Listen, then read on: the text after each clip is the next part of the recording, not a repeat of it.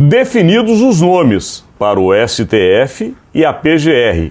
Será? Começa agora Brasília Já. Bom dia, Rodolfo. Tudo bem, Alexandre? Bom dia, amigas, amigos.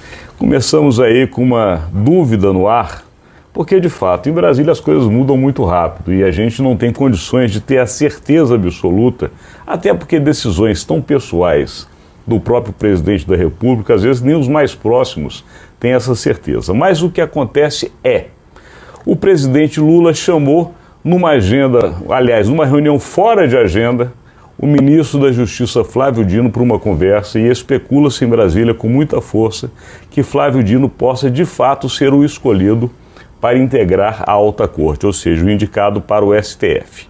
Por outro lado também, numa disputa de procuradores federais da República, parece que Lula já se decidiu entre os dois times, e vocês vão achar engraçado.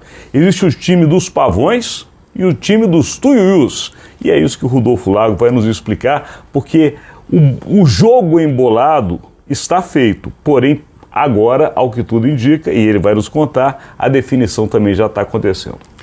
Pois é, o Lula deve indicar, é o que está se dizendo, que o Lula deve indicar hoje, ainda hoje, o Flávio Dino para a vaga aberta pela aposentadoria da Rosa Weber no Supremo e deve indicar para a Procuradoria-Geral da República, para a vaga que era do Procurador-Geral Augusto Aras, o Paulo Gonet. E aí é que entra essa disputa. A Procuradoria-Geral da República, o Ministério Público é dividido desde a época do ex-Procurador-Geral da República, Geraldo Brindeiro, em dois grupos fortes que disputam lá dentro. Uns são os chamados pavões e o outro são os chamados tuiuius. Os pavões, que são mais ligados à linha do Geraldo Brindeiro, são aqueles mais garantistas, defendem, são menos acusatórios e tal, né? Esses são os pavões que também são chamados lá dentro de cordão azul. E há os punitivistas, aqueles que são mais duros e tal, que são os chamados tuiuius. O adversário do Paulo Gonet nessa disputa, Antônio Carlos Bigonha, era ligado aos tuiuius. O que acontece? Os tuiuius tinham mais ligação com o PT, e o PT vinha apoiando a indicação do Antônio Carlos Bigonha.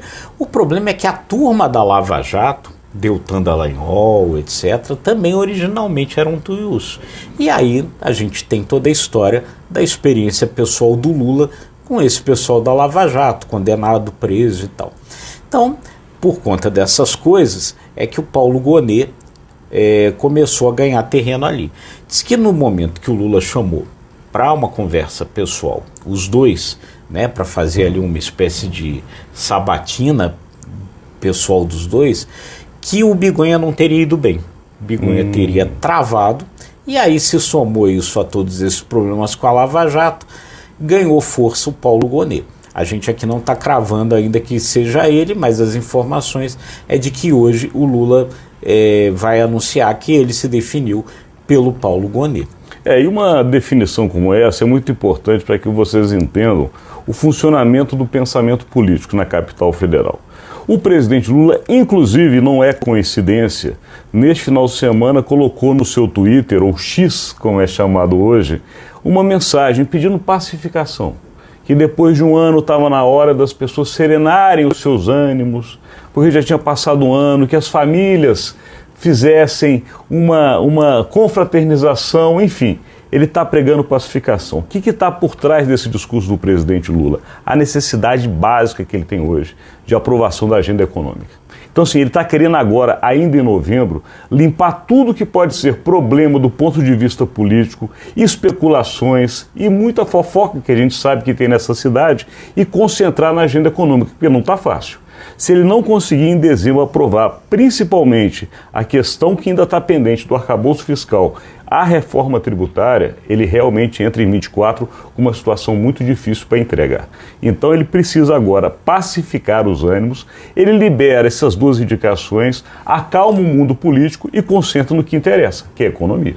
Sim, sem dúvida, né? E a gente sabe, realmente o ambiente lá está muito conturbado, a gente falou algumas vezes aqui a respeito disso, mas aí nesse caso, Alexandre, se ele escolhe aí o Paulo Gonet, que tem esse perfil mais garantista e tal, para a Procuradoria-Geral da República, no caso lá do Supremo, ele pode estar mexendo com um vespeiro, né? Quer dizer, a gente sabe que esse ambiente não está muito legal, e que não são poucos ali os parlamentares, os senadores, que têm alguns problemas, torcem o nariz com o nome que ele provavelmente vai escolher para o Supremo, o Flávio Dino, né? Flávio Dino é uma figura polêmica, se meteu ali em muitas polêmicas ali com os parlamentares, nas audiências em que ele foi, mas aparentemente o Lula irá insistir no nome do ministro da Justiça para essa vaga no Supremo. Mas tem uma questão que a gente tem que falar, o nosso tempo já está estourado, mas é importante.